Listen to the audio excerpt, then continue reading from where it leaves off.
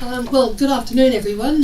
Yes, my name is Sharon Payne, and actually we're Wanamata people from the Budgera of Gurri, to say it in our own way. And Gurri is our name for Fraser Island, and we got our native title in 2014. Okay, well, I started out this presentation one way and then went another way, and having sat there and listened to people talking, I now want to talk about something totally different. So if it goes like that, you'll understand why. So I'm talking about justice hijacked, as much as anything, as a means of social control. And I put a disclaimer here. I had intended my groundbreaking thesis to expose what was intrinsically wrong with the way the law is applied. But the fact is, you know, it's just society at work, the way our society works, and the way we need to have people to, as the whipping boys, the dumping ground, as it were. First of all, I want to talk a little bit about the brain, because I did put neuroscience in the title. So we know the brain is just part of the central nervous system, and the brain has one primary function. The main function of the brain is movement. A lot of people think it's about thinking or it's about survival. No, it's movement, or more specifically, the control of movement. You think you've got to move to get food, you've got to move to get a mate, you've got to move to get a house, you've got to move to get water. Movement is so integral to our survival as things with brains. But of course, the human brain went a little bit further. We've got a cognitive brain, a pretty impressive brain on top of that. So we talked about genetics before, and there might be some small part of it. Well, they have looked at genetics, and I've been involved with neuroscience now for 5 years, and believe it or not, they really can't find anything at all to do with your genetics in terms of criminalisation or criminal behaviour, except there is one suite of genes, and if you have these genes, you're 98% of them, people with these genes, are on death row in America. You're far more likely to commit violent crimes, sexual assault, and all those. And we call those genes the Y chromosome. And yes, and it's quite funny to think that these are the guys, these people with this suite of genes are the ones who are designing the system. And you'll notice that I also use the word the criminal law system, because there is no justice, as far as I'm concerned, in our system. Individual experience, of course, how you were brought up, the impact, the adverse childhood experiences had a lot to do with how your brain works. And it's an interesting thing to think that, you know, there's this little rock in space and there's this big ball of fire, and depending on how many times this little rock goes around this ball, you're supposed to think a certain way, no matter what's happened in your life. So the fact that we're going to have ages or not ages is really about making it simple. And by the way, if I seem a bit shaky, it's because I've had 2 cups of coffee this morning, so I'm not nervous. This is just the other bit of me. We also know there are differences in men's and women's brains. To debunk some myths, women have a bigger executive brain. We have a bigger cognitive brain. Men have a bigger emotional brain. And that's been proven. And we also know that women have a lot more connections between the left and right hemisphere. So we're more likely to be able to understand the consequences of our decisions. And that's not to say that there's not important roles, because the way I look at it, women are about survival of the species and men are about the survival of the individual, or the individual / anyway. So both have been critically important ones. You couldn't have a species survival if you don't have individual survival. But the thing about the brain, the most important thing is it's a social organ. So in the beginning, this is how brains have developed. You think you've got a pristine hill, there's nothing on it, and then it starts to rain. And these are thoughts coming into your brain, into this pristine little hill. And then it rains and rains and rains. And you'll notice then there's little channels that start to be created. And these are the things then you start using as your context in the way you think. But of course we also have stormy weather. And so these are the damaging things that can impact your brain, so that your cognitive brain doesn't develop properly. And by the way, this is proof that not all Aboriginal people are good artists. Okay, the fact is a brain is a social organ, and we have 5 social domains that whenever you get a message or an impulse, your brain looks, what is the status? What does this mean for my status? What about certainty, which is about the future? Autonomy, that I have some control over my life, relatedness, is this a friend or a foe, and fairness. And I put fairness in capitals because that's the most important thing to our brains. Is it fair? And of course, I think we all know the answer to that when we talk about the criminal justice system, the criminal legal system. Look, got to remember that bit. Okay, so I'm trying to get through this fairly quickly. And socialisation, we know, is an important part of it. So look in social psychology, the big picture. So we've got an in-group bias in this society, and it's getting stronger and stronger and stronger. We are being divided more and more. There's a hardening of attitudes towards people who are part of the out-group. And in fact, we create the out-group so that we can treat them badly. The other thing, of course, with our in-group, we see them as having a higher status or having better qualities than the other. And somebody mentioned it before about how, was it David Lammy, yes, talked about how racism came out of Britain. And it did. Hollingsworth and those have done a study on it and looked at the fact that it was about creating the other in order to coalesce a society who had such disparate backgrounds. So there was Spanish and Vikings and all the rest of it. And the royal family need to get them under one yoke, as it were. So they created the other. And the original other were garlic eaters, people who smelt like garlic, the French and the Italians. So in other words, you might be the lowest piece of shit in the world, but at least you weren't that guy. So that's how in-group, out-group works. And so we've got, so I talked about social, and in fact we live in a society, but there are two ways of living in a society, or a collective. And the first one is a horizontal collective. And there you can see the things of a horizontal collective. It's actually where you get the most happiness and the satisfaction ratings, lower crime, all the rest of it. And it's usually egalitarian. Oh God. There we go. The vertical collective. This is the one we live in today. So you've got haves and you've got have-nots. You've got an unequal distribution of resources. And when you've got 1% of the population owning 90% of the resources, you can see just how unbelievable it's become in terms of that not sharing. There's a focus on safety and hardware. And that was the other thing. I've been doing a lot of the justice reinvestment stuff, and it keeps getting hijacked by these notions that we need safety, we need to have safe communities. Well, no, safe communities often mean more hardware, more prisons, more legislation, higher fences, guard dogs, the whole rest of it. What we want are peaceful communities, because peaceful communities tend to be safe. Anyway, so which is the most brain-friendly? Well, we know that, as I said, it's intrinsically unfair, and fairness is the strongest domain. So how do we handle it? By cognitive dissonance. And that is our cognitive brain has to somehow, we get this message into our emotional brain, and then we use our cognitive brain to justify the decision that we made.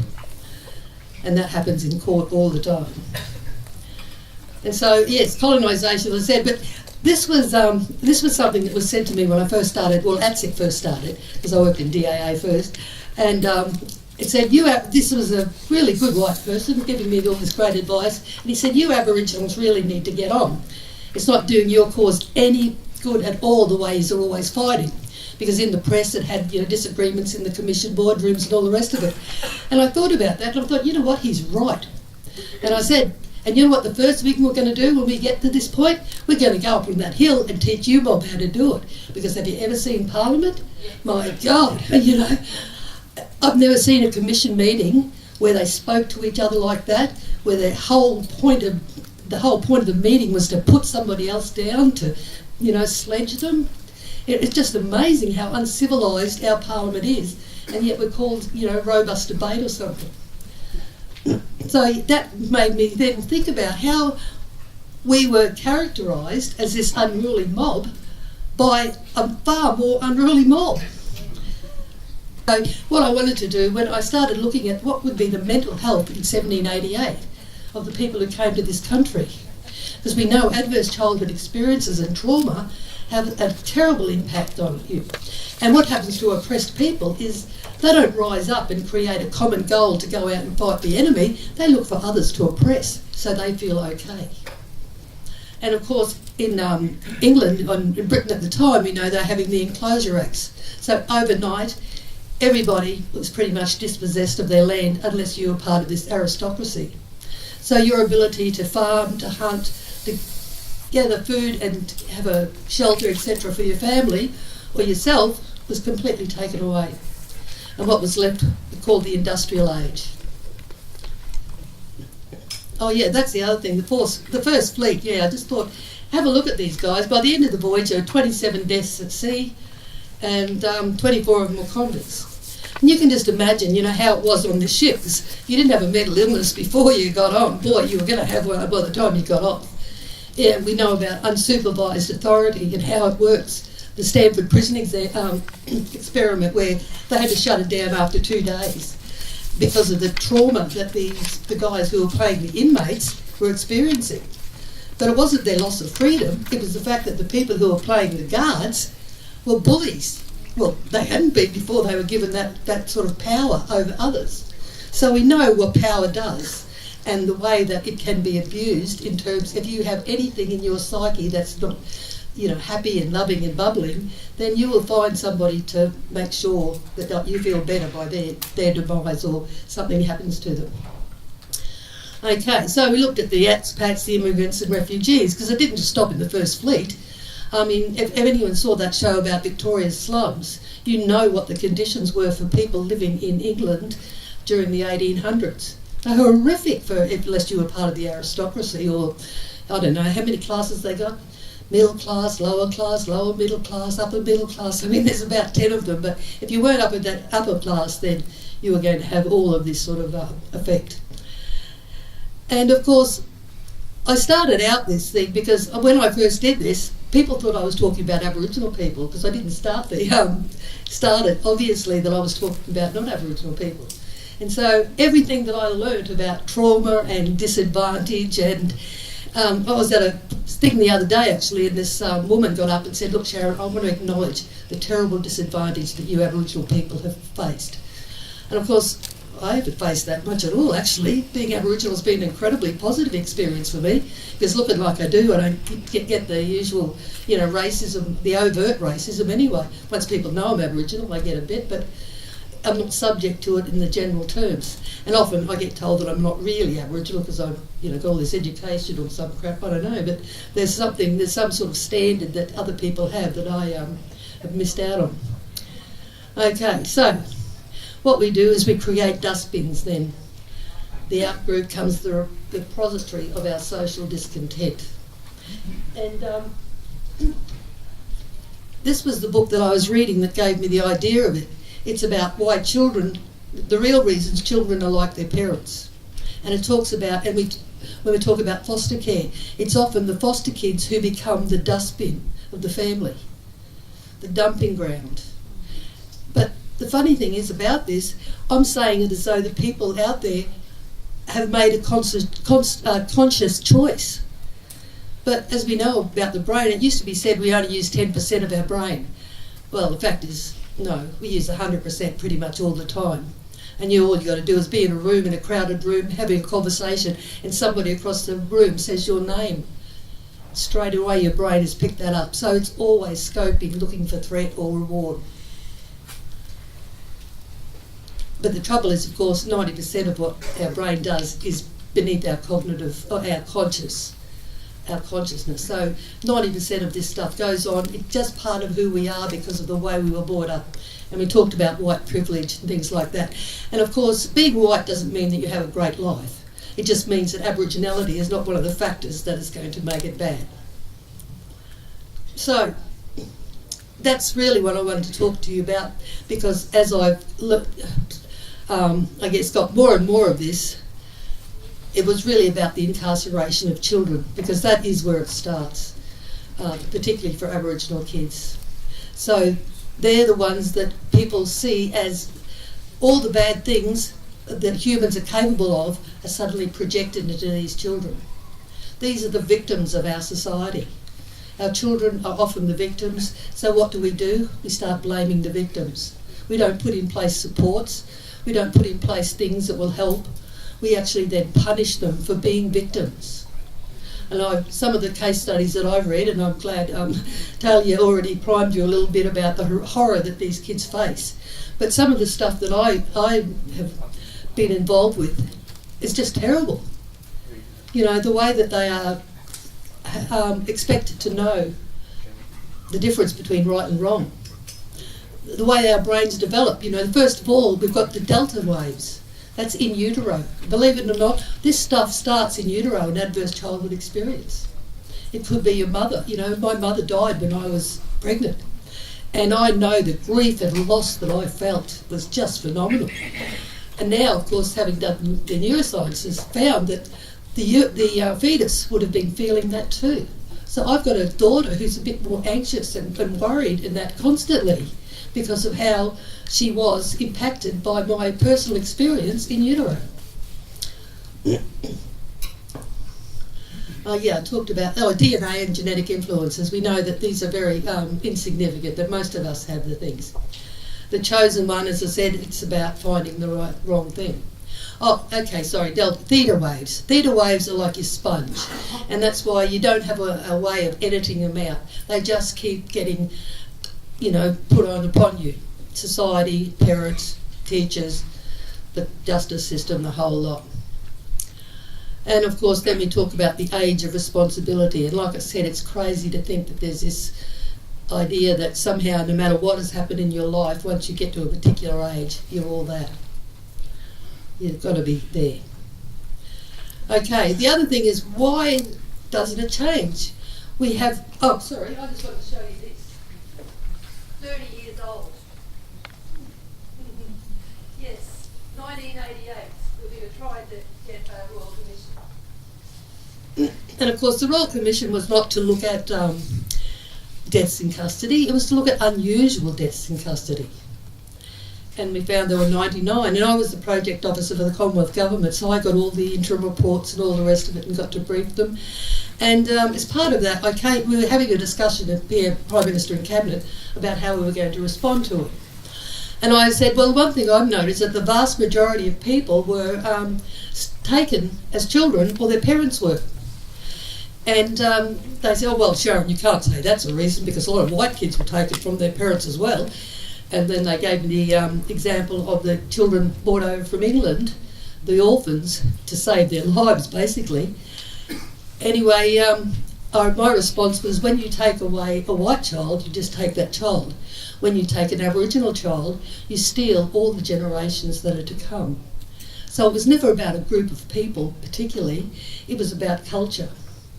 It was about you steal those cultural values that they would have been brought up with.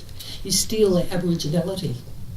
And so, and it was, like 10 years later nearly, the Prime Minister and Cabinet came up with this idea that somehow we were talking about a whole generation of children who'd been stolen. In fact, a lot of adults were taken away as well. So that's the true meaning of stolen generations, by the way. It was never about a group of people, as I say, it was this. And I see it all the time. So I've got the master's tools will never destroy the master's house. And I'm sorry, but the one thing that I've learnt in my life is you cannot change the system from within. You know, we can do as much as we can and try as hard as we can, but I think I might have it written here, yes. By fighting your own way to inclusion, you are not improving, you are joining the ranks of those who are included and benefiting. Fighting the system is a neurological myth. Your brain would not be able to do it. You won't even slow it down. You have to conform or you get out. And this is what we find. If we don't conform, or Sharon, you're such a troublemaker, you're this, you're that, I had to get out. Because you have to exhibit the characteristics to advance, you have to mimic their behaviour, to take on their values, which are power, the love of power, and the display of power. So it's a myth, by the way, to think that you can change it from within. The adolescent brain, sorry, I wanted to get that. Risk-taking, reward-seeking behaviour is normal for adolescents. It's supposed to happen when you're an adolescent. It's how you find other social contacts and fit in with the group. You're supposed to break away from your family. You're supposed to not want to be with your parents and grow up. Sorry, I can hear myself. And also The other thing is there's all this incredible brain activity going on. You're never ever going to have as high an IQ as you have when you're an adolescent because of this amount of brain neural networks you've got. But what happens is there's this vigorous trimming that goes on. They're pruning it down so that you can have the energy in order to develop your cognitive brain. Of course, if this doesn't happen because you've been imprisoned or abused or whatever, your cognitive brain will not develop. And by the way, they talked about it. There are two parts that are really important, but one of them, the most important part, is your right ventrolateral prefrontal cortex. It is the part of the brain that's the last to develop, and that is actually called the brain's braking system. And I don't know if you realise, but 27 is like a magical age. The 27 Club, people have probably heard of that, when all those celebrities commit suicide or die or do whatever. There are a lot of things that happen when you're 27, a lot of people have their babies. It's a really key age in terms of human development. And so I'd say rate the age of responsibility to 27. That's right. So blaming an adolescent for not being able to make good decisions is like blaming a baby for not being able to walk properly. We have to develop and go as we go. Thank you.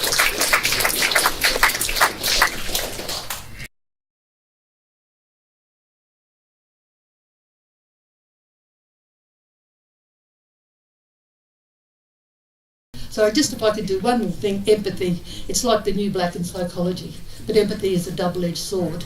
There's cognitive empathy for a start, and we say these people know the words but not the music. That is, they can say, oh yes, that person's upset. But if you had a cap full of diodes and that on their brain, you would see that not one part of their brain lights up. They don't feel it. And that's affective empathy. So they've got a shrunken amygdala, often we know with, and that was the other thing I've had to get into, is psychopathy. Psychopaths, believe it or not, it's one of the most common personality profiles of judges and lawyers and prosecutors and police. So that was quite interesting. And that's not to say they're bad people, but they just don't have empathy. Of course, well, it's really good if you've got to go and stalk somebody to, follow them to make sure that they're not meeting with bad people. And the other thing, of course, people said, how come it's happening now? Well, there's actually a rise in narcissism and psychopathy because of the way our lives are built up at the moment. Thank you.